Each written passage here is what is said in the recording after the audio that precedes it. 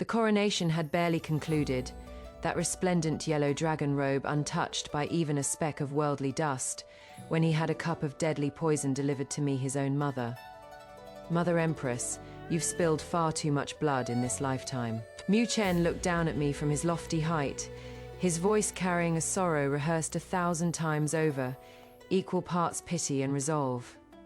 You murdered imperial princes, poisoned favored consorts, even conspired against the late emperor. Lacking compassion, virtue, and loyalty, how could someone like you possibly deserve the honor of Empress Dowager? Agony tore through my abdomen like wildfire, consuming every organ within moments. I curled upon the icy floor tiles, vision blurring, hearing only my own ragged gasps for breath. In my final moments, I dimly heard the newly crowned emperor whisper by my ear, his voice tinged with the satisfaction of a grudge, finally settled.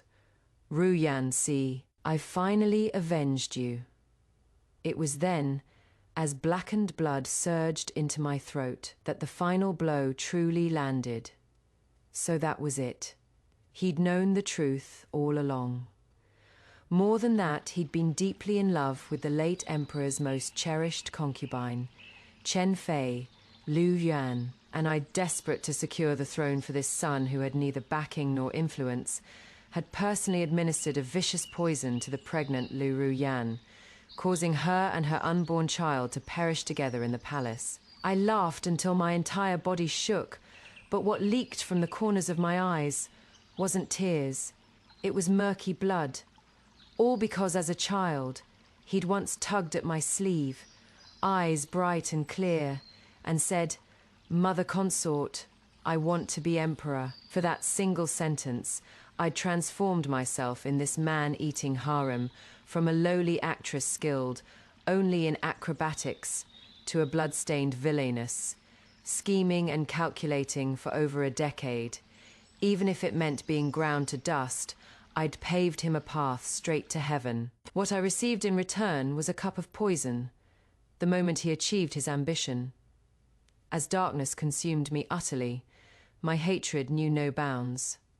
When I opened my eyes again, I found myself staring at a bright yellow canopy overhead, the familiar scent of ambergris filling my nostrils. Emperor Xiao Jingyuan's face, one that had been carved deep into my nightmares, loomed close, wearing the smug satisfaction of recent conquest. My beloved, how was my performance last night? That oily insincerity seeping from his very bones made it impossible to distinguish dream from reality. My body reacted instinctively, unable to suppress the revulsion churning within. I rolled my eyes at him with considerable force. The air seemed to freeze momentarily. Xiao Jingyuan went rigid, his smile gradually fading, replaced by the dark displeasure of an emperor affronted. "Consort Yun, what is the meaning of this?" His sharp rebuke struck like thunder, jolting me fully awake. Only then did I register my surroundings, these achingly familiar furnishings, my heart pounding wildly. I'd actually returned to the past. Suppressing the tempest raging within, I replied slowly, my tone carrying a devil may care languor. "This concubine means nothing by it. I'm simply exhausted." The attending servants turned ghostly pale, dropping to their knees in unison, scarcely daring to breathe, terrified that imperial fury would result in bloodshed. The hall fell silent as a tomb. Xiao Jingyuan stared at me for what felt like an eternity, as if searching my face for traces of my former fawning obsequiousness. He found none. Surprisingly, he didn't explode in rage. He merely snorted coldly, rose to his feet, made a great show of flinging his sleeve aside, and strode toward the exit with purposeful steps. "I've been far too indulgent with you lately, letting you forget your place." Not until that bright yellow figure vanished completely from the doorway did the kneeling servants dare tremble to their feet. An elderly nanny with graying temples rushed to my side, clutching her chest, still shaken. "Your ladyship, why are you throwing tantrums like when you first entered the palace?" Thank heavens, The Emperor still remembers old affections and didn't hold it against you. Watching Nanny Song standing alive before me, my parched eyes suddenly burned hot. In my previous life, when I'd arranged to poison Lu Ru Yan, complications arose. The Court of Judicial Review nearly traced the matter back to my Yangtze palace. It was Nanny Song who stepped forward, enduring 72 forms of torture in the Punishment Bureau without uttering a single word, allowing me to escape unscathed. By the time I'd finally managed to rescue her, grievously injured, she was already ruined. She died not long after. I sniffed like a wronged child and buried my face in Nanny Song's embrace, mumbling, "Nanny, I'm so tired. I don't want to compete for favor anymore." Truly exhausted. Xiao Jingyuan, barely past 40, was already failing in the bedchamber. Yet, he developed this perverse habit, always asking his consorts afterwards about their experience, using it to prop up his pitiful ego. The other consorts, raised as proper ladies, would merely nod shyly or offer demure compliments. Only I, having grown up amongst the theatrical rabble, could spout bawdy jokes effortlessly, saying whatever pleased his ears. I alone could coax Xiao Jingyuan into believing he was still in his prime, which was why he favored visiting my chambers. But now I found it utterly revolting. Nanny Song patted my back, sympathetically sighing. "Nanny knows it is not easy for you, surviving in this palace who isn't exhausted. But it is all for the fifth prince's future." The fifth prince, Mu Chen, that good son for whom I'd schemed endlessly, committed countless atrocities, only to have him personally deliver me to my death. Hearing that name, the warmth in my eyes instantly froze solid. Before the words had fully left her lips, urgent footsteps sounded from outside the hall. Mu Chen burst in, seething with anger, forgetting even to perform the proper courtesies. "Why did Father Emperor leave? Didn't you say he'd stay for dinner tonight?" I specifically prepared my best policy essay waiting for Father Emperor to examine it, so I could. His young face, already showing traces of greed, was full of accusation and disappointment. Looking at that face, the agony of the poison from my previous life seemed to assault me once more. Before he could finish, I'd already crossed to him in several strides and swung my arm in a wide arc. Crack! A crisp slap echoed through the hall. I'd used all my strength. Mu Chen's head snapped to one side, blood immediately seeping from the corner of his now white lips. He clutched his rapidly swelling cheek and turned back, utterly dumbfounded, as if I were a stranger. You actually struck me." I glared at him viciously, without a trace of maternal affection, only bone-deep coldness. "I struck you precisely because you deserve it. Seeing your mother consort and not knowing to kneel in greeting, opening your mouth only to question have you fed all your lessons in propriety and righteousness to the dogs." Fire flared instantly in Mu Chen's eyes, a venomous resentment, entirely unlike what one would expect from a 10-year-old child. After locking eyes with me for a long moment, perhaps intimidated by my unprecedented authority, he gritted his teeth and slowly lowered his head. "Mother consort, please calm yourself. Your son didn't mean to offend. It is just, I was rather anxious." I laughed coldly and returned to my couch. "Anxious to perform before your father emperor, then get yourself to the hall of mental cultivation and beg an audience on your knees. What use is coming to me? I'm not the emperor now. Get out. This lifetime, I would never demean myself again, much less pave the way for this ungrateful wretch." Mu Chen's head jerked up, his expression regaining composure in remarkably short order that forbearance sent chills through me. "Since Mother Consort is in poor spirits, your son shall take his leave." Watching his retreating figure, I flexed my somewhat numb palm. Recalling the rapidly shifting emotions in Mu Chen's eyes just now, I couldn't help but reflect in my previous life. I'd only known of his towering ambition, never realizing how deeply calculating he'd been from childhood, capable of enduring what ordinary people could not. Nanny Song cradled my hand, blowing on it tenderly, her eyes full of confusion. Your ladyship, what has come over you today? This is your heart's treasure. You couldn't bear even a harsh word before, yet today you've actually struck him. I gazed at the square patch of sky beyond the hall, that cage that had imprisoned me for an entire lifetime, staring blankly. Nothing particularly. I've simply died once, seen certain people clearly, understood certain matters. Nanny, I wish to leave the palace. Judgment seat by now. Aren't you already anticipating this ungrateful wretch of a son's comeuppance? Don't fret, the show is only just beginning. I am going to show you exactly how an awakened mother systematically tears apart this hypocrite's mask. Face slapping alert ahead, please fasten your seatbelts. I never belonged amongst these crimson walls and golden tiles.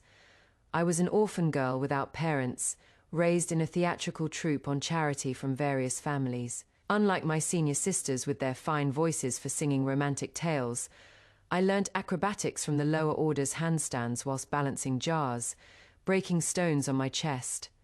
Later, an impoverished scholar joined our troupe. He couldn't sing either, but possessed excellent calligraphy. He said his name was Chan Yun Zhao, a down-on-his-luck student who'd work for mere room and board, wages negotiable.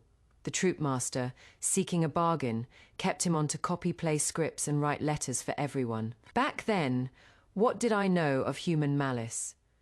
I only thought this scholar refined and gentle-spoken, quite unlike the rough men in our company, until the county magistrate's elderly mother celebrated her 60th birthday and engaged our troupe to perform at the Yamen. Drums and gongs thundered until nightfall descended, and the guests dispersed. The rat-faced servant at the magistrate's side approached our troupe master, pressing a heavy pouch of 100 taels into his hands. The performance was splendid. Consider the extra a reward. However, the magistrate requests that acrobat girl remain behind. In that moment, the air backstage seemed to solidify. A senior brother instinctively stepped before me, while several younger apprentices hurriedly accelerated their packing. The troupe master, an old hand at navigating such waters, immediately understood and tried returning the silver with an ingratiating smile. This is most improper.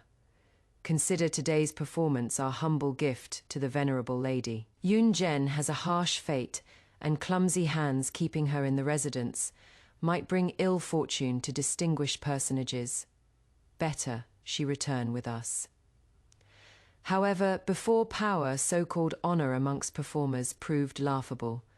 At a single command, they were all thrown into the gall, their fates uncertain. As for me, I was bound hand and foot by several matrons and tossed onto the magistrate's bed, like an object. My wrists rubbed raw and bloody by coarse rope.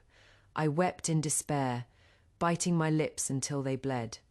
I wasn't afraid of death. I only hoped that after he violated me, he might show mercy and spare the others from the troupe. Just as I closed my eyes to accept my fate, a dull thud shattered the stillness.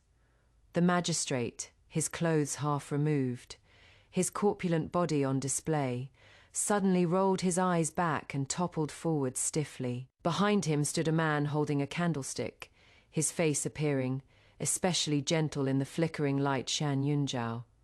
He untied my bonds with tender movements. Heedless of my own pain, I clutched desperately at his collar, as if grasping my last lifeline. Save them. Save the people from the troupe. Chan Yunjiao looked at me, his gaze steady and resolute. Rest assured, Yun Zhen, by tomorrow morning they'll appear before you safe and sound. I wanted to ask how he'd manage it, but suddenly an indescribable heat surged through my body. That wave of fire swept through me instantly, clouding my consciousness. Chan Yunjiao's face also flushed with unnatural color. The magistrate, that beast, fearing my resistance, had already burned through an entire brazier of potent aphrodisiac incense. Chen Yunzhao cupped my burning face, his fingertips caressing my skin, speaking with deep affection. "Yunzhen, don't be afraid, I'm here." That night, I gave myself to him, not merely because of the drug's effects, but because of that soul warmth in desperate straits. However, the following day, when I woke in an unfamiliar room and was brought before the Yarman's main hall, everything changed.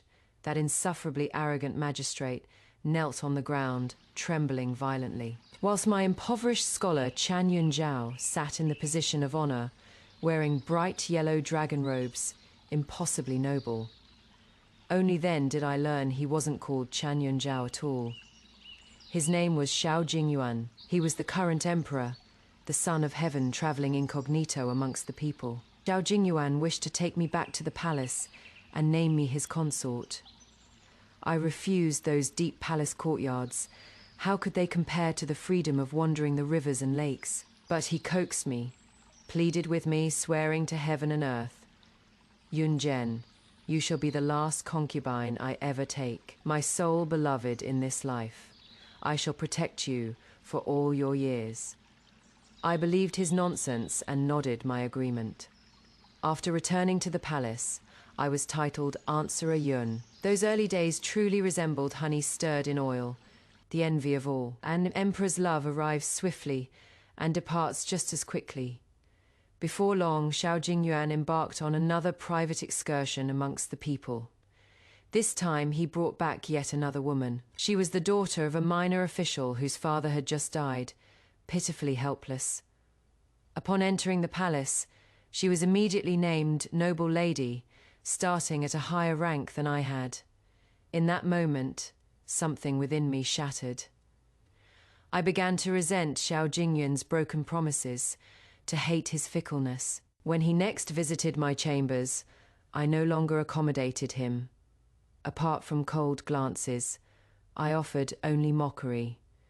I even harbored vicious thoughts, either kill me and have done with it, or release me from the palace and grant me freedom. In time, Xiao Jingyuan grew weary and vexed. He no longer darkened my doorway, yet refused to release me, simply leaving me to languish in a forgotten corner of the harem. Just as I'd resigned myself to despair and prepared to scale the palace walls to escape, the imperial physician's words the night before derailed my plans. I was with child, already 3 months along. That night, I sat by the window stroking my slightly rounded belly until dawn broke. I'd considered terminating the pregnancy, but ultimately couldn't bring myself to do it. If this child followed me beyond the palace walls into a wanderer's life, he'd surely never know silks and satins, might even suffer the same indignities I had. So I decided to remain. The day Mu Chen was born, Xiao Jingyuan sent the customary rewards, neither generous nor stingy. I offered polite thanks, my heart unmoved. Whatever love or hatred I'd held for this man had been ground away during that interminable wait. For the rest of my life, I only wished to live peacefully, raising my child. The tiny being grew day by day in my arms, learning to smile, to crawl, to call me mother consort. Though our life was quiet, it held a simple tranquility until Mu Chen's 10th year.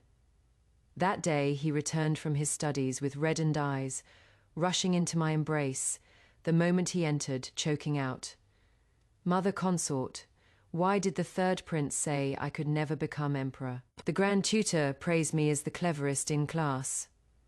My heart clenched painfully, probably because his mother consort was of lowly birth, had offended the emperor, possessed neither power nor influence. Mu Chen prostrated across my lap, lifting his head, those bright eyes now veiled with mist.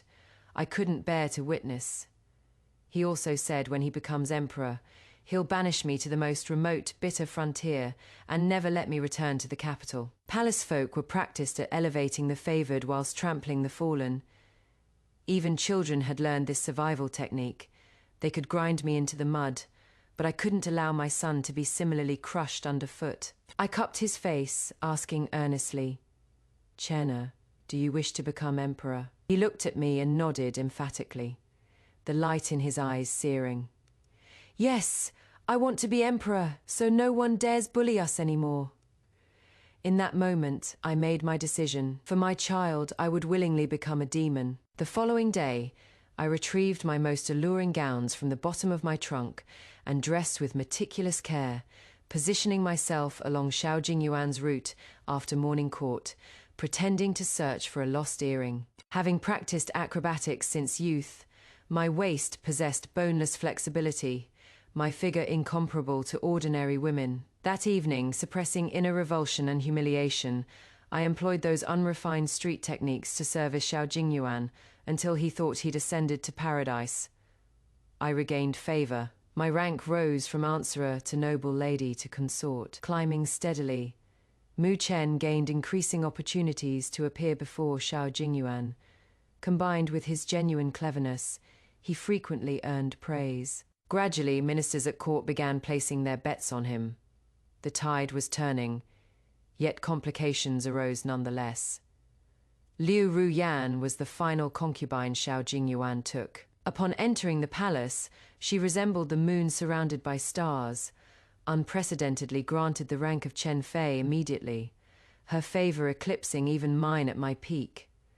Xiao Jingyuan seemed genuinely smitten, developing true feelings for her. The day Chen Fei fell pregnant, the emperor was overjoyed. In his cups, he even declared, "If it is a boy, I shall establish him as crown prince." When this news reached my ears, I was trimming an expensive plant. Snap, the stem broke clean through. These past years, the imperial princes had died, been crippled, been exiled. My shadow lay behind every incident. Having already bloodied my hands, what was one more? I meticulously planned and prepared a colorless, tasteless abortifacient. The day Chen Fei miscarried, blood stained half her bedding. Ultimately, severe hemorrhaging claimed even the mother's life. One corpse, two deaths. I remember Mu Chen standing in the corner that day, watching me with an odd expression, part fear, part excitement. At the time, concerned only with covering my tracks, I thought nothing of it. Little did I know, Liu Ruyan had known him before entering the palace. They'd even pledged themselves to each other to consolidate my position. I became increasingly extreme in bed, plying Xiao Jingyuan with aphrodisiacs, thoroughly depleting his vital essence. Consequently, he failed to reach his 50th year before passing away. Mu Chen, well prepared with my assistance, smoothly ascended the throne. Then, with a cup of poison, he severed our fatal mother-son bond. Reborn, I refused to repeat those mistakes. Judgment seat, don't fret. I know you are seething with frustration right now, but the face slapping ahead will arrive so abruptly. It'll leave your scalp tingling with satisfaction. This hypocrite will soon reveal his true colors, and our protagonist will make him kneel and beg for mercy in the coldest manner possible. I began instructing trusted servants to secretly remove those inconvenient items from the palace: gold, silver, jade, antiques, calligraphy, gradually selling them outside and converting everything into portable banknotes. This particular day, having just received banknotes from a palace maid, I was in rather good spirits. Passing by a secluded section of the Imperial Garden's artificial mountain, I heard sounds of dispute. "Give it to me. It is mine." No, this was left to me by my mother. I halted, peering through the flowering shrubs. It was Mu Chen and the seventh prince, Xiao Yu. They were fighting over a battered old book.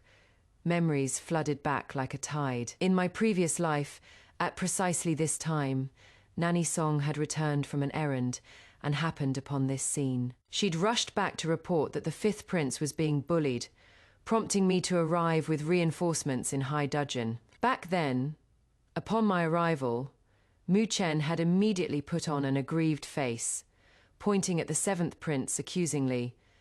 Mother consort, this low-born creature stole my book. That prince, his clothes washed until they'd faded, pitifully thin, had frantically shaken his head in denial. No, that is not true. Fifth brother tried to steal my book, Consort Yoon. If you don't believe me, ask the servants. When I'd been about to question them, Mu Chen had tugged at my hand, wheedling, Mother consort, trust me. Would you truly believe a stranger over your own son? I hadn't hesitated long. Maternal protectiveness won out, and I'd immediately ordered the nearby eunuchs. What are you waiting for? Restrain the seventh prince and retrieve the book. The seventh prince had clung desperately to the volume, struggling like a cornered animal. Fearing damage to that rare ancient text, Mu Chen had viciously ordered the eunuchs to slap the seventh prince until he released it. Slap after slap, dozens in total. The seventh prince's face had swollen grotesquely before he finally lost consciousness, and the book was seized. Mu Chen had departed clutching the ancient text, like a victorious general. I'd looked at the seventh prince collapsed on the ground, face beyond recognition, and felt a flicker of conscience. His birth mother had died early. In this palace he existed like wild grass, frequently bullied, living worse than the servants. Afterwards, I'd ordered him sent back and quietly left medicine and food.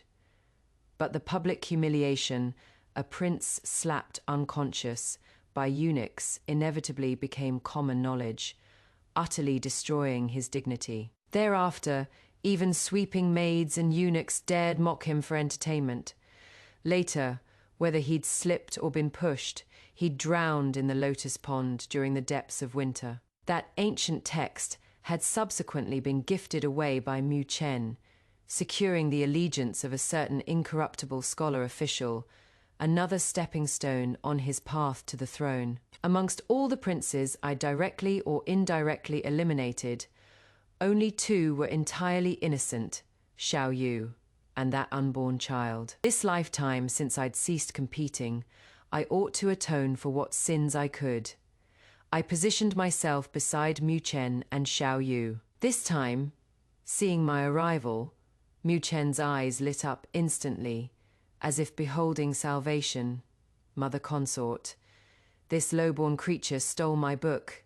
Have someone beat him to death. Before the seventh prince could offer explanation, I fixed the several eunuchs attending Mu Chen with a frigid stare. What actually transpired, you tell me? Should you utter a single falsehood, I'll have your heads. Confusion flickered in Mu Chen's gaze, seemingly puzzled why I'd bother with such formalities. The lead eunuch glanced between Mu Chen's expression and mine, bowing his waist. After brief hesitation, he chose to side with the favoured fifth prince. Reporting to your ladyship, it was indeed the seventh prince who stole the fifth prince's book. The seventh prince grew frantic, tears welling in his eyes. You're lying. This was clearly left to me by my mother. Her inscription is still in the margin. Fifth brother insisted on taking it. Mu Chen edged closer, lowering his voice urgently. Mother consort, this ancient text is a unique copy from the previous dynasty. It'll be enormously useful for winning hearts and minds. It must be mine.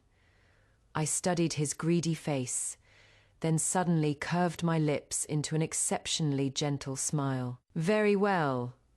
Then, without warning, I raised my arm. Crack!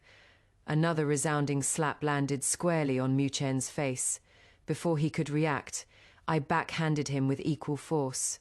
Both cheeks struck. Mu Chen stood utterly dazed, clutching his face, staring at me in disbelief.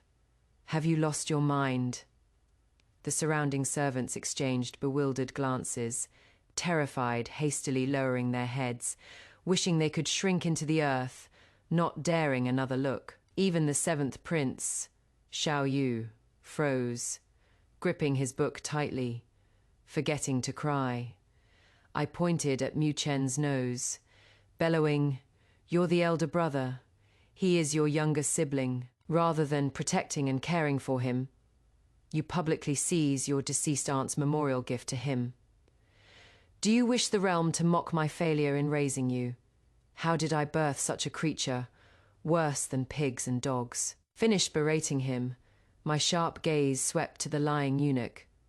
Full of falsehoods, aiding tyranny, deceiving superiors, someone drag him away and give him 20 strokes, then expel him from the palace. The eunuch's wails and pleas for mercy gradually faded into the distance. Mu Chen stood rooted to the spot, head bowed, expression unreadable. After a considerable pause, he slowly lifted his head, his gaze dark and unfathomable, as still water boring into me. In that instant, an icy wind seemed to blow through my entire being, raising gooseflesh on my scalp. Mu Chen spoke slowly, his voice acquiring an eerie, inscrutable quality. Mother consort, this isn't how it should be. You've returned as well, haven't you? In that moment, the youthful innocence vanished entirely from Mu Chen's face. In its place appeared an expression I knew, intimately, the ruthless coldness capable of poisoning one's own mother. My heart contracted violently. The reborn wasn't only me. Mu Chen had returned as well. No wonder a child so young knew that ancient texts could win supporters. No wonder his earlier gaze had been so venomous. When had he returned? Could it have been from that cup of poison onwards? For a moment, the searing agony of poison in my throat seemed to recur, stealing my breath. I inhaled deeply, steadying myself, waving the nearby servants to withdraw to a distance. So, what if I have? I regarded him coldly. Mu Chen studied me for quite some time before his eyes suddenly filled with mocking laughter. Are you still angry with me, mother consort? I countered, shouldn't I be? My tone remained perfectly calm. No hysteria, no resentment, as if questioning someone utterly inconsequential. I genuinely wanted to understand how this son, for whom I'd traded my life, actually thought. He stepped closer, lowering his voice to a volume only we could hear. You should thank me for granting you such a comfortable death. Consider all the evil deeds you committed in your previous life. How many lives stained your hands? Had it been up to those censors, a demonic empress, as unvirtuous, unbenevolent, and disloyal as you deserve to be dismembered or torn apart by horses. I see. So he'd killed me not solely to avenge Liu Ruyan. More importantly, he'd used my death as a pledge of faith between himself and his ministers, to quell court criticism of his origins, to stabilize his rule. He despised my notorious reputation, despised having a low-born, ruthlessly vicious mother who'd become a blemish on his jade-like perfection, obstructing his path to being hailed a sage emperor. My gaze swept meticulously across Mu Chen's features. Only now did I notice how remarkably he resembled his father, not merely in appearance. Even that bone-deep fickleness and selfish hypocrisy were identical. I certainly committed endless evil deeds in my previous life, employed the most poisonous methods. I locked eyes with him, enunciating each word. But do you imagine you're clean? Every single one of my evil acts which wasn't for your benefit. You were the beneficiary of it all. Yet now you stand on moral high ground alongside them, condemning my blood-stained hands. Mu Chen, I truly regret bearing you. Mu Chen startled, apparently not expecting such bluntness, but he quickly smiled carelessly, adjusting his sleeves. What enmity exists between mother and son that can't be forgiven? It is all in the past, isn't it? Mother consort, you should release your resentment. Those who understand the times are truly wise. Now that we've been given another chance, simply remain quietly in the harem and stop causing trouble. Don't touch those you shouldn't. When I ascend the throne, you'll still be Empress Dowager, enjoying endless wealth and honor.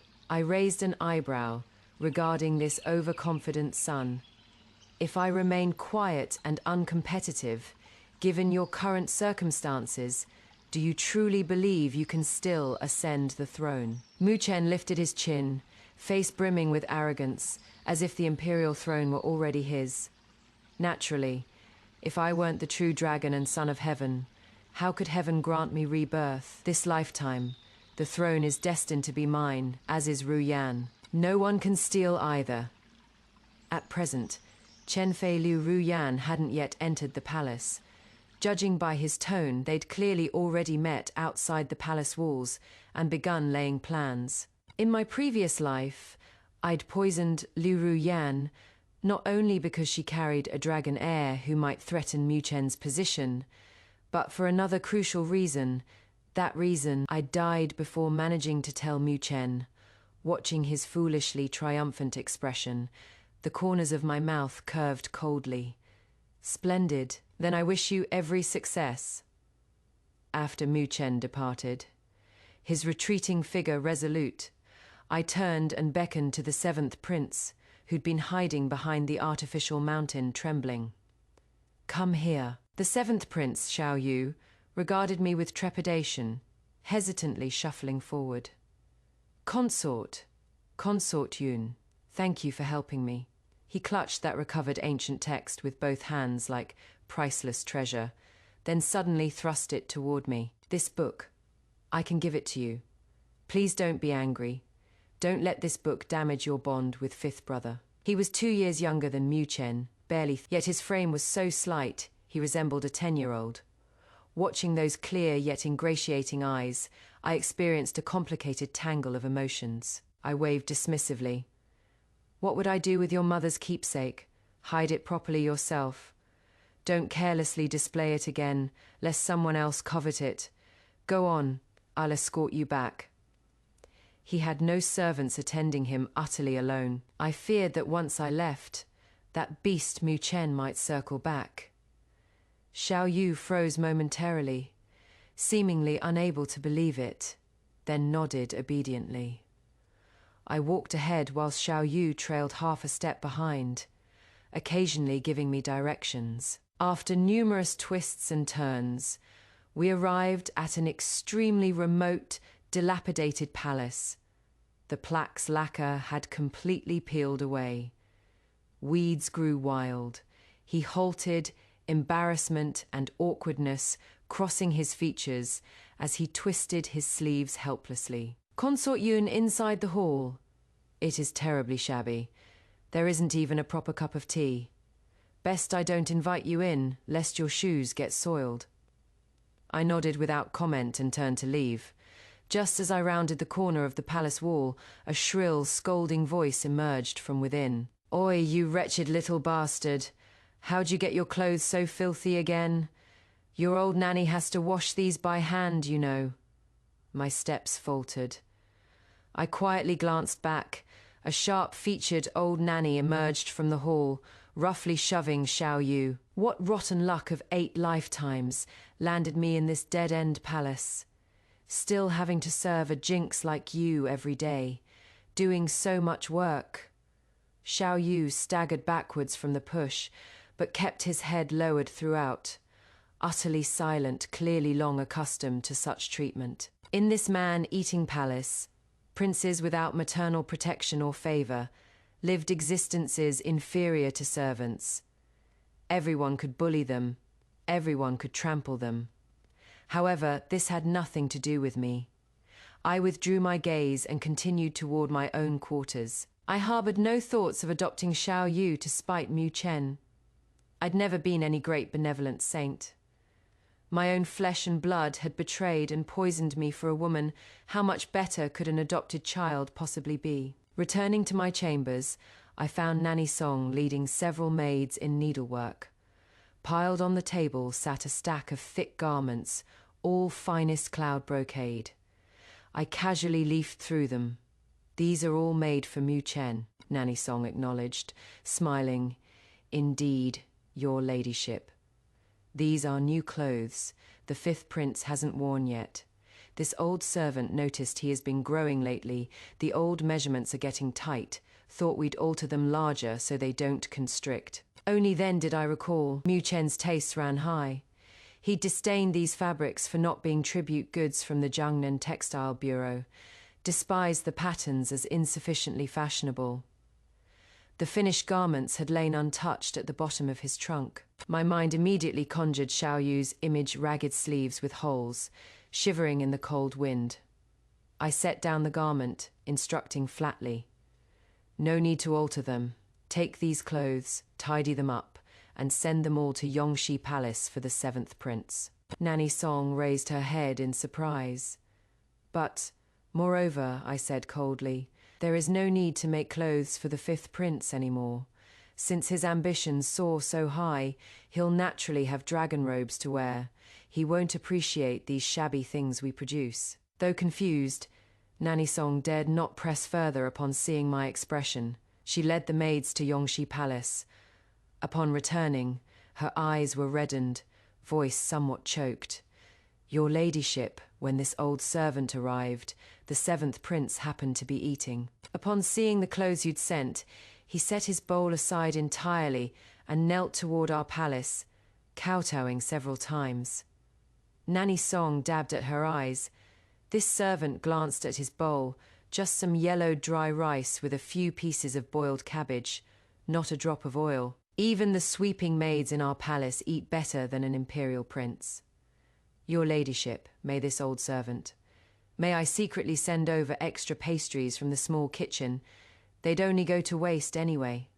I frowned, turning my teacup in my hands. After a considerable pause, I waved dismissively, turning away. Do as you please. No need to specifically inform me of such trifles. Spring lingered, the weather gradually warming. Flowers in the imperial garden bloomed magnificently. Passing through, I noticed a group flying kites on the lawn. Besides imperial princes and princesses, several sons from ducal and marquis families, specially permitted palace entry as study companions, created quite a lively scene. Most were young and pampered, their movements clumsy kites barely airborne before plummeting back down, causing frustrated foot stamping. I found the noise tiresome and moved to bypass them when someone called out timidly, "Consort Yun." I turned to see Xiao Yu hurrying toward me, clutching a broken stringed kite. He wore the clothes I'd recently sent, slightly oversized, but lending him considerably more color, making him appear more upright, acquiring some princely nobility. He reached me breathlessly, eyes bright as stars. Thank you, Consort Yun, for the clothes and food. Those pastries were delicious. I nodded faintly, saying nothing. Xiao Yu shifted awkwardly, waving the kite in his hands, an extremely crude paper affair. Consort Yun, did you also want to watch kite flying? But I'm too clumsy. I've tried many times, and the kite won't stay aloft, it keeps falling. Hearing this, something stirred within me. In my former life beyond the palace, though, wandering days were hard. I'd loved springtime best. Back then, my senior brother would take us to fly kites across open fields. Watching them soar high felt like I myself had escaped gravity's pull, flying free through the sky. That was freedom this deep palace could never provide. Xiao Yu's words made my hands itch. Almost unconsciously, I took the kite from him, testing its weight. Clumsy oaf, I'll teach you. Pay attention. I led Xiao Yu away from the crowd, finding a spot with favorable wind. I deftly tucked my troublesome skirts into my sash, that Jianggu wanderer's boldness seemingly returning. Flying kites requires reading the wind. First release several chi of string, run into the wind. Don't charge blindly. Once you feel pulling tension on the line, gradually release more. As I spoke, I jogged backwards several steps against the breeze, the spool turning in my hands. Before long, that small, drab kite borrowed the wind's power to rise, climbing higher and higher until it pierced the clouds. Xiao Yu gazed upward, mouth slightly agape, eyes worshipful. Consort Yun, you're amazing. No one's ever flown a kite so high. Wind tousled my hair, yet I felt incomparably exhilarated. I pressed the spool into Xiao Yu's hands, pointing at the airborne kite. This is nothing. The kite's construction is too crude, the frame too heavy. When I lived outside the palace, I had an enormous swallow kite with a particularly long tail. When it flew, it truly seemed alive. I gestured enthusiastically with both hands, describing that swallow's appearance, utterly animated, completely forgetting I was presently a dignified palace consort, unconsciously relaxing my usual rigid decorum. Xiao Yu stared at me somewhat dazedly, his gaze turning peculiar. Consort Yun, when you smile like that, you're truly beautiful. More beautiful than all the flowers in the imperial garden. I abruptly snapped to awareness, my smile freezing instantly. I hastily collected myself, adjusting my garments, reverting to that ice-cold consort Yun. Xiao Yu also seemed startled by his own words, lowering his head in panic, voice trembling. I've been presumptuous. Please forgive me, your ladyship. Just then, excited shouts and calls from children carried from the distance. Look quickly! Whose kite is flying so high? Over there, the string's coming from that direction. Let's go see. That group of young princes and study companions had noticed the commotion here and were charging over in a noisy horde. Disliking crowds and wishing to avoid tedious social niceties, I told Xiao Yu, enjoy yourself. I'm heading back. With that, I departed swiftly with Nanny Song. Behind me, Xiao Yu was instantly surrounded by that pack of children. Seventh Prince, can you help me get my kite up too? Those servants are too stupid. They can't manage it no matter what. Mine too. Mine too. Seventh brother, help me first. Seventh Highness, you're brilliant. Xiao Yu, never before surrounded like the moon amongst stars.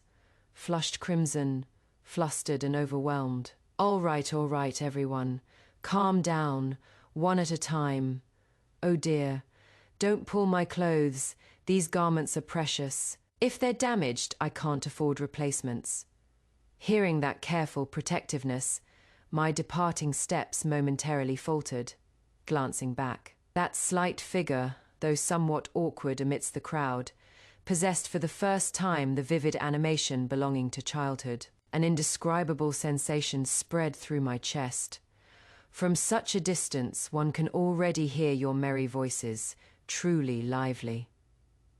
Emperor Xiao Jingyuan's voice authority, tempered with languid indulgence, drifted leisurely through the flowering shrubs. My heart leapt. I instinctively stepped sideways, concealing myself in the shadow of that massive Taihu rock, absolutely unwilling to encounter this emperor. The rustling of fabric followed children dropping to their knees in unison. Xiao Jingyuan seemed oblivious to my presence. Standing with hands clasped behind his back, he gazed up at the azure, cloudless firmament, clearly in excellent spirits. It has been ages since I've seen anyone fly a kite to such heights, piercing the very clouds. Whose handiwork is this? The assembled princes' gazes converged unanimously upon Xiao Yu. The boy, however, didn't rush to claim credit. Instead, he reflexively glanced toward where I hid. From the shadows, I met Xiao Yu's eyes, and imperceptibly shook my head. The child proved perceptive.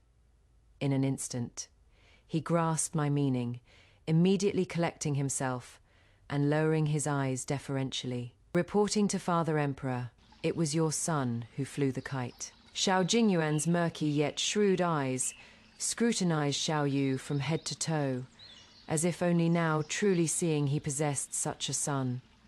Oh, living deep in the palace, where did you learn such exquisite kite-flying technique? Xiao Yu paused briefly, as if weighing his words, then straightened his spine, voice clear as jade chimes striking. Your son learned no special technique. Today's kite soared 90,000 li, purely thanks to heaven's favor, proper wind direction, gentle wind force. The Grand Tutor recently taught us that harmonious winds and timely rains constitute auspicious omens, signifying household prosperity and heavenly blessings. This is heaven sensing Father Emperor's virtuous rulership, thus bestowing this magnificent spring breeze to ensure our dynasty enjoys favorable weather, year after year bountiful harvests, making all beneath heaven prosperous and content. Hidden behind the artificial mountain, I couldn't suppress a smile tugging at my lips, revealing a trace of gratification. This child, probably his first time ever flattering his lofty Father Emperor. Though the words carried some awkwardness and directness, they succeeded through sincerity. Yet this straightforward pitch inadvertently struck gold, landing squarely in Xiao Jingyuan's sweet spot. Aging emperors particularly savored such praise.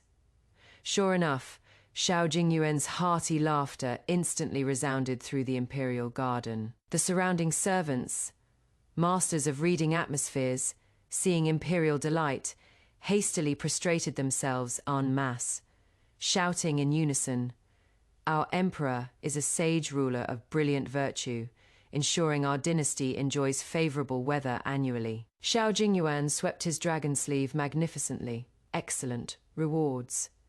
Everyone present today shall receive rewards. He paused, his gaze settling once more upon Xiao Yu, eyes holding increased approval. The seventh prince flew this kite exceptionally well. Today I am most gratified.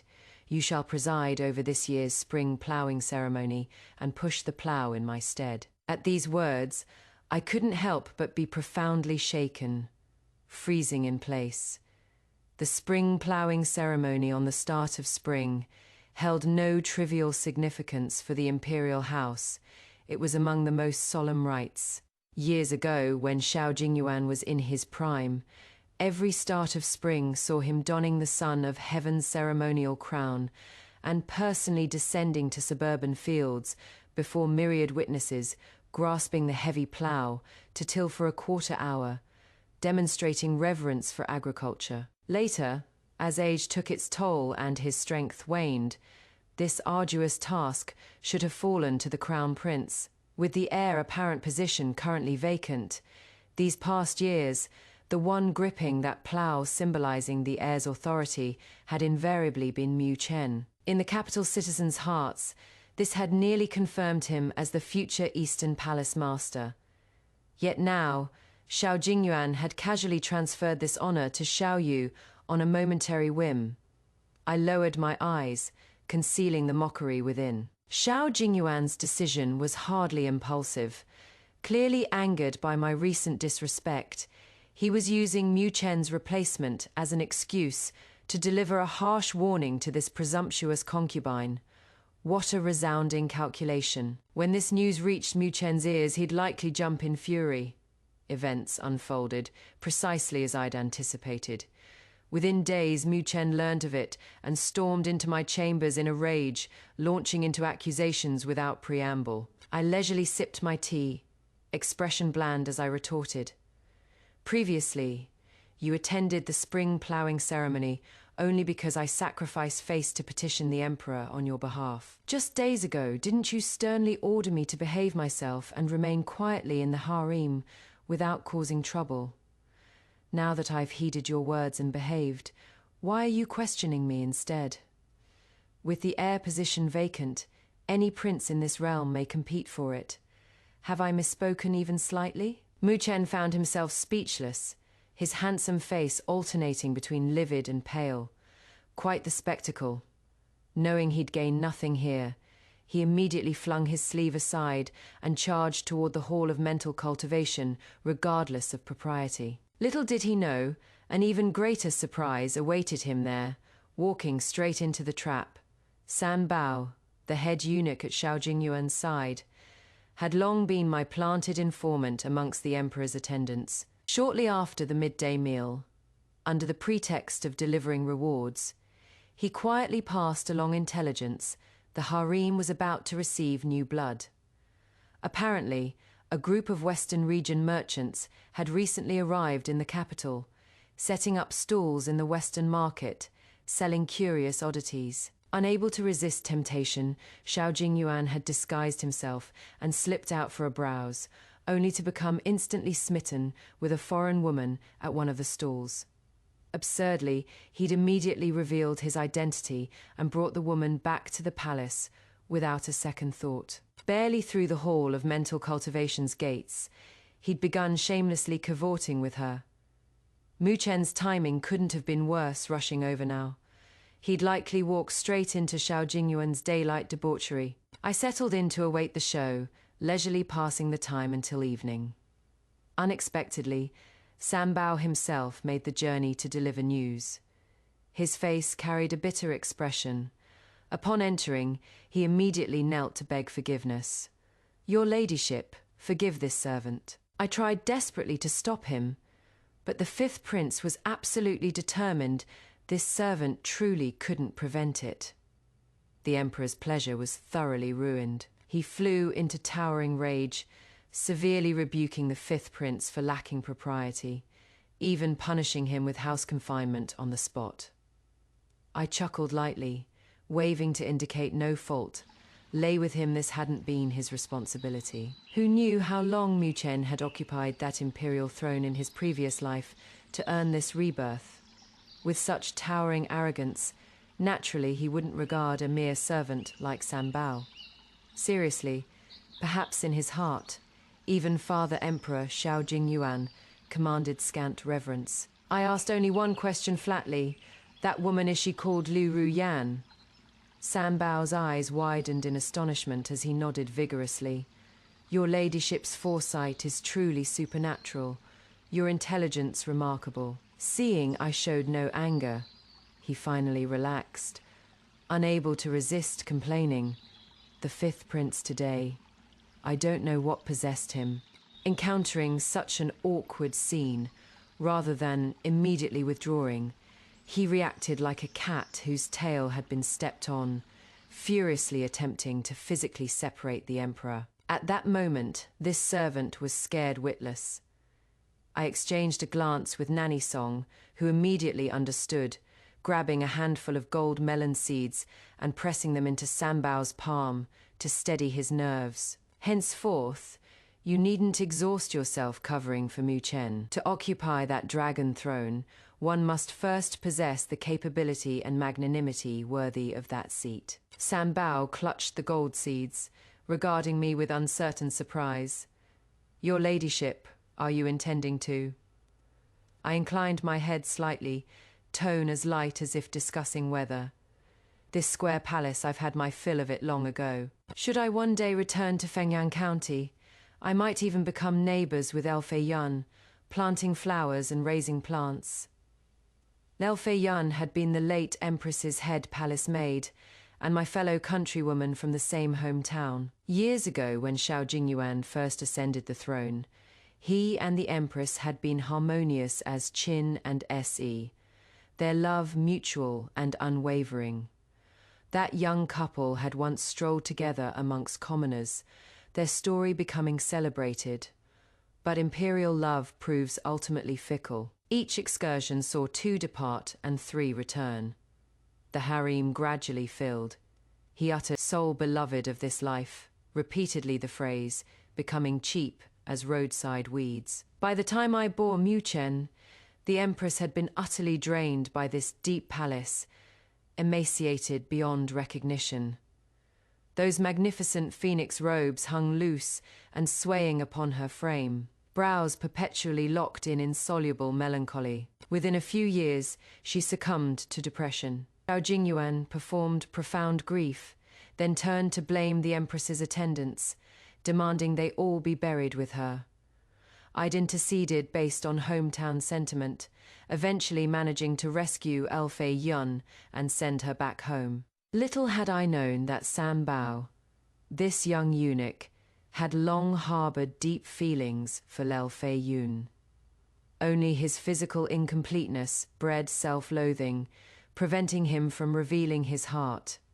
Subsequently, he'd borrowed my name to secretly send Elfei Yun considerable gold, silver, and land. Through this back and forth, the gratitude became credited to me, and Sam Bao transformed into my most loyal informant. In my previous life, He'd handled numerous unsavory tasks for me, ultimately meeting no good end himself. This lifetime, I was determined to protect him. Actually, Sambao's feelings were transparent as day to El Fayun. She remained unmarried to this day, keeping solitary vigil though for whom none could say. This time Xiao Jingyuan's fury ran deep. Beyond confining Mu Chen, he vented his anger upon me as well, demoting my rank. Personally, I couldn't have cared less best if he'd directly demote me to commoner status and expel me from the palace. That would be genuinely satisfying. As for Liu Ruyan, true to form from my previous life, she'd barely crossed the palace threshold before being named noble consort, enjoying unprecedented favor and stealing all attention. Upon hearing of my demotion, Xiao Yu rushed over anxiously to comfort me. Consort Yun, please don't be sad. Your son will certainly find a way to restore your rank. The child's words now carried some confidence, no longer empty boasting. Since entering Xiao Jingyuan's notice, he was no longer that bullied, destitute prince. During Mu Chen's confinement, much business requiring princely oversight had fallen to Xiao Yu. Originally, the first and third princes had stood ahead of him. However, 2 years prior, I'd obtained evidence of their misdeeds. With slight manipulation, both had been exiled to God-forsaken remote fiefs. Xiao Yu had been granted spacious, bright quarters. No longer did I need to secretly send clothing and food instead. He delivered items to my palace every few days. This particular day, Xiao Yu arrived holding an enormous swallow kite, bubbling with excitement. Consort Yun, look, is this kite identical to the one you flew outside the palace? I accepted it with surprise, examining it carefully, unable to suppress admiration. 90% similar. Wherever did you obtain such treasure? Xiao Yu scratched his head sheepishly, cheeks flushing. Your son made it himself. The craftsmanship is crude. Please don't find it wanting, Consort Yun. I stroked the kite. The frame used premium split, bamboo thick and resilient. The exterior was covered in sturdy mulberry bark paper, painstakingly painted with color. My heart stirred. I suddenly adopted a stern expression. Hold out your hands, let me see. Xiao Yu startled, instinctively trying to hide them behind his back, but I swiftly caught them. Those hands, finally grown somewhat delicate, were now covered in injuries, countless tiny cuts, some still seeping blood. Both heartache and anger welled up. You're now a pampered prince. Why undertake such labor yourself? Xiao Yu looked up at me, eyes brimming with filial affection, speaking softly. I only wish to make Consort Yun happy. The palace craftsmen are too clumsy. I feared they couldn't capture that essence, wouldn't match your original kite. My heart clenched violently, throat constricting for a moment. I couldn't find words after Xiao Yu departed. I stared at that swallow kite by flickering candlelight for a considerable time. Eventually I spoke slowly, asking Nanny Song beside me. Nanny Song, do you think I should gamble once more? Following his release from confinement, Mu Chen's first act wasn't paying respects to the emperor, but storming over to interrogate me furiously. Was this your arrangement? Why did Ru Yan enter the palace? I specifically warned her repeatedly beforehand. Did you sabotage things behind the scenes? I leisurely blew ripples across my tea's surface, took a delicate sip, then raised my eyes to regard him. You're the sort of fool ruled by passion. Were you overthrown by rebellion in your previous life? His complexion transformed drastically. He advanced 2 steps, eyes blood red like a cornered beast. Answer me, mother, consort. I rolled my eyes without ceremony, laughing derisively. Can't it simply be that she herself coveted wealth and status, deliberately engineering a chance encounter with your father emperor, thus securing palace entry as noble consort? Mu Chen rejected this instantly without thought, his tone absolute. Impossible. Ru Yan is utterly pure and true. She'd never be that sort of vain creature. Even if she genuinely sought wealth and status, I'm the future emperor. I've already promised to make her empress. Why would she abandon the near for the distant and choose that old lecture father emperor instead? Hearing this, I couldn't suppress mocking laughter, eyebrow arching as I regarded this deluded son. Wake up, Mu Chen. That old lecture you mention has already tired of you. Before long, he'll likely issue an edict banishing you to some fief to eat sand. I told you from the start, without me, you're useless. You could never become emperor. Panic flickered across Mu Chen's face before being supplanted by humiliated rage. He pointed at me through gritted teeth. Just you wait and see. Without you, I'll manage perfectly well. Before long, Mu Chen actually did regain favor, Xiao Jingyuan, for reasons unknown began valuing this son anew. Mu Chen couldn't wait to parade before me, face wearing a petty victor's smirk. Mother consort, ultimately we share blood mother and son. Should you obediently heed my words from now on, once I ascend the throne, perhaps I'll show mercy and spare you. I smiled coldly, eyes full of mockery. Is all you learned from me merely those contemptible, underhanded methods? Where exactly do you find the confidence to threaten me? I've no need for your mercy. As for who lives and who dies, that remains to be seen. Mu Chen and I had completely severed ties. When Xiao Yu came bearing pastries, concern shadowed his features. Consort Yun, fifth brother, seems to be encouraging Father Emperor to consume elixirs. You've said those pills mostly contain lead and mercury. They don't prolong life, but damage health instead. I patted his hand, signaling him to remain calm. Pay him no mind. Those are merely crooked paths. Simply focus on substantive duties in your hands. Last time I asked you to present those rare ancient texts to the Left Chancellor. Did you find an opportunity? Xiao Yu nodded obediently. Already delivered. Those texts in the Left Chancellor's hands will benefit scholars throughout the realm, far more worthwhile than gathering dust in my bookcase. I silently approved. I'd worried he'd be reluctant to part with his birth mother's keepsake. Now it seemed Xiao Yu's character and breadth of spirit exceeded Mu Chen's by immeasurable degrees. Mu Chen's restored favor merely trod the same old path I'd once walked. He'd pandered shamelessly, presenting Xiao Jingyuan with so-called immortality elixirs. Though Liu Ruyan had captured Xiao Jingyuan's heart, time spares no one. Faced with beauty yet physically inadequate, this couldn't genuinely restore youth. Recently, Xiao Jingyuan had summoned me twice to his bedchamber. Both times I'd refused under pretext of illness. Likely discovering his inadequacy in that department, he'd sought me out hoping to recapture former confidence. The pills Mu Chen offered proved to him, in this moment, like sweet rain after prolonged drought. One dose produced ruddy complexion, seemingly restoring virility, returning to youthful vigor overnight. Having tasted success, he naturally relied heavily on Mu Chen again. Only I wondered, watching his own father consume pills he'd presented. Then turning to bed, the woman occupying his heart's pinnacle, what sentiments stirred within Mu Chen? I had to admit, his so-called deep devotion to Liu Ruyan ultimately couldn't match even 1/10,000th of his imperial throne obsession. Under Xiao Jingyuan's elixir-fueled frenzied cultivation, Liu Ruyan soon announced joyous news she was with child. Xiao Jingyuan erupted in delight, immediately uttering that phrase burned into my memory from my previous life. If it is a boy, I'll establish him as crown prince.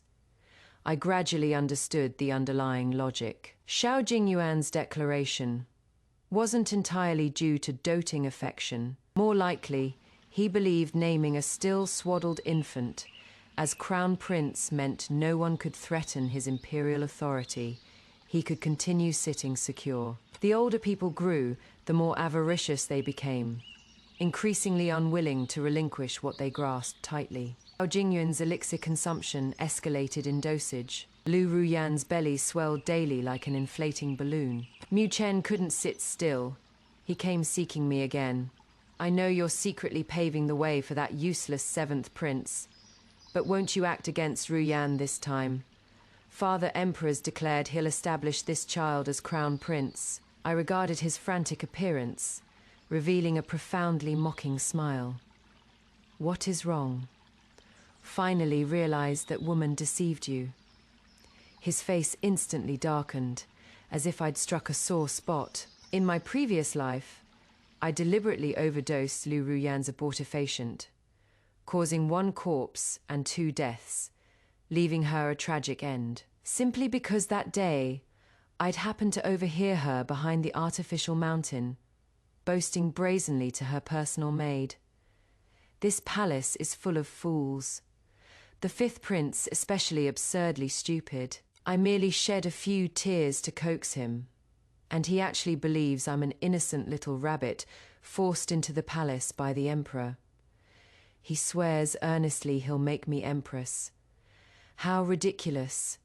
Being empress still means competing for power with other women, scheming day and night. The emperor's already so old, half his body in the grave. Why shouldn't I endure a few years? Once he dies, I'll become Empress Dowager directly 1 step to the top. Then I'll rule from behind the curtain, wielding supreme power.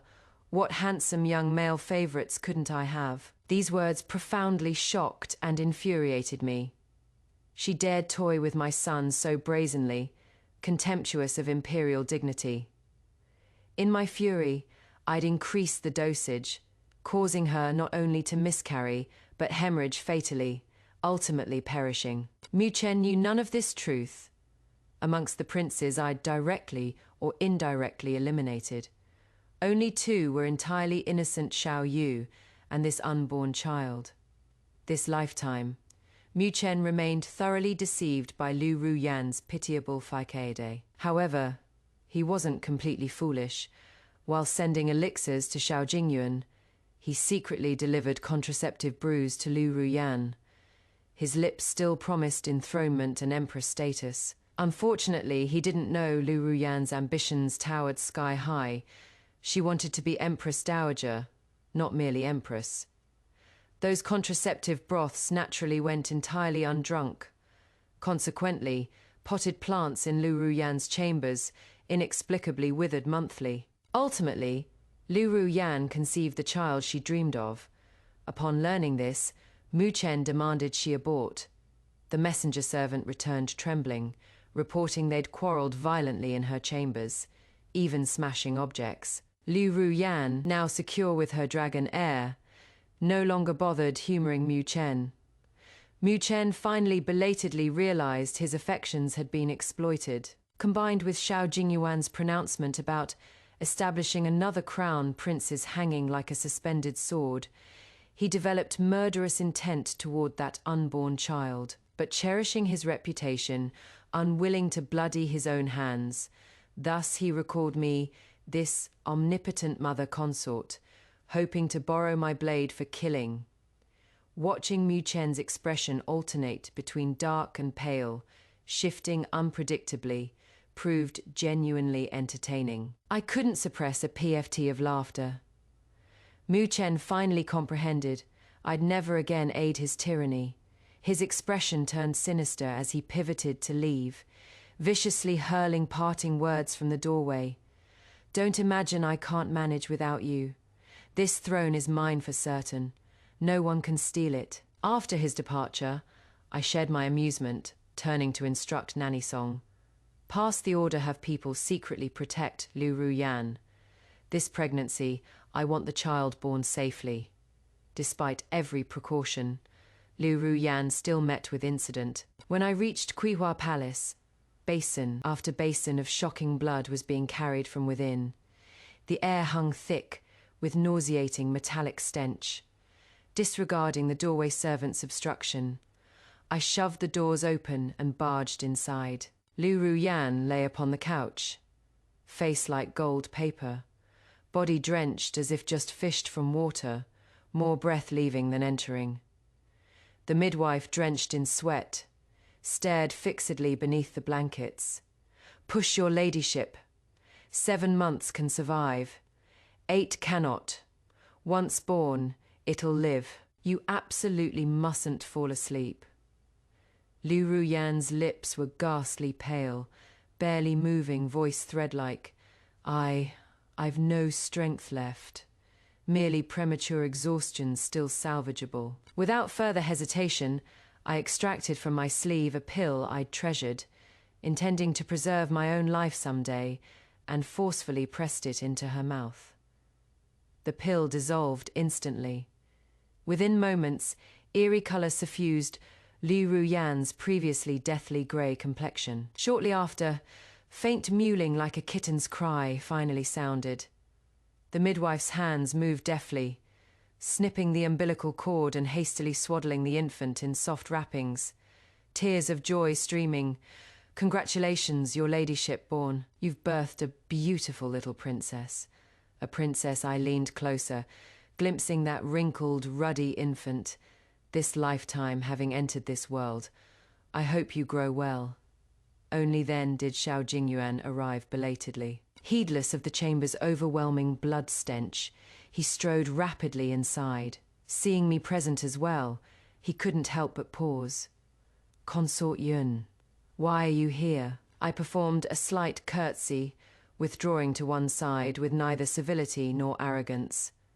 This concubine heard Chen Fei delivered prematurely. Concerned, I hastened over to see if assistance was needed. He frowned, turning to question the midwife. How are Chen Fei and the child? The midwife hastily presented the swaddled princess to Xiao Jingyuan like treasure. Both mother and daughter are safe. Thanks to the life-saving divine medicine Consort Yun provided, Chen Fei, your ladyship, found strength to deliver the little princess.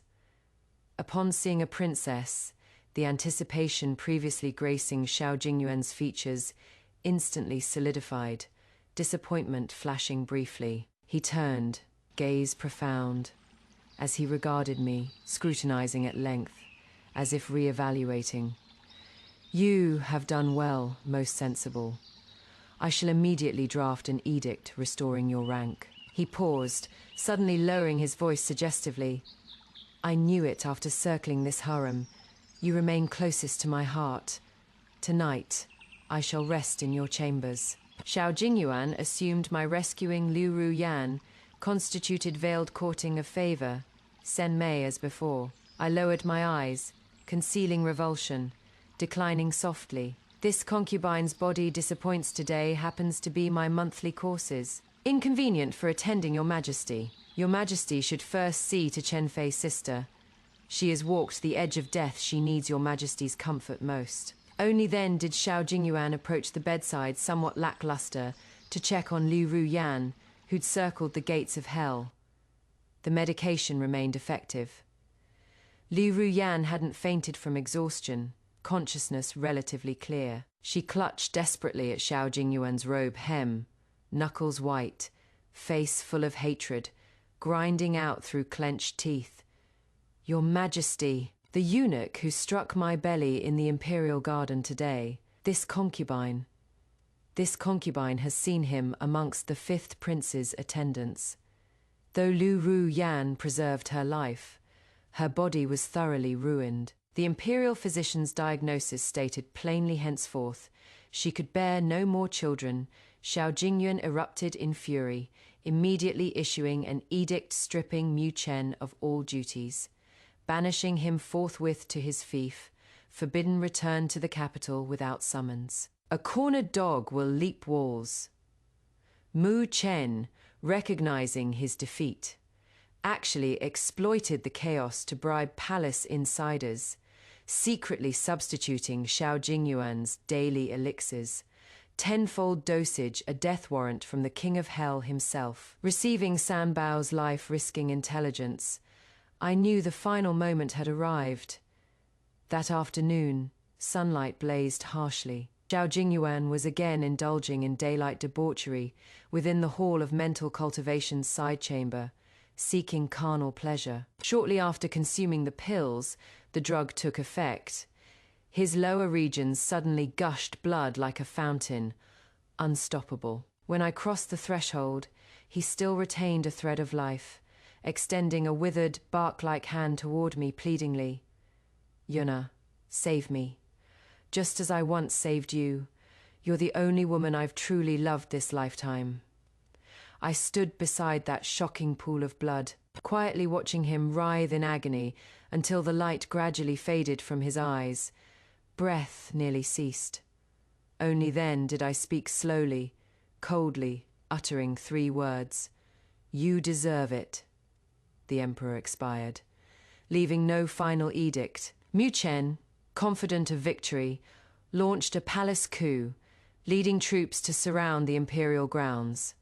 Within mere hours, he was suppressed by forces Xiao Yu had long since positioned captured, like a stray dog, and thrown into death row. When I visited Mu Chen, he was disheveled, filth-covered, appearing utterly deranged, retaining not a trace of princely dignity. Why did I lose? Everything was planned flawlessly. Why? I stood beyond the iron bars, lips curving, eyes pitying. Reborn, yet you still employed the same network I'd painstakingly cultivated in your previous life to stage your coup. This lifetime, those people long ago became Xiao Yu's. How could you possibly win? Mu Chen wasn't stupid. That blind confidence and arrogance had made him completely forget in his previous life precisely whose efforts had carried him that far. He gripped the bars desperately, nails snapping, eyes blood red as malevolent spirits. You're my mother consort. We share blood.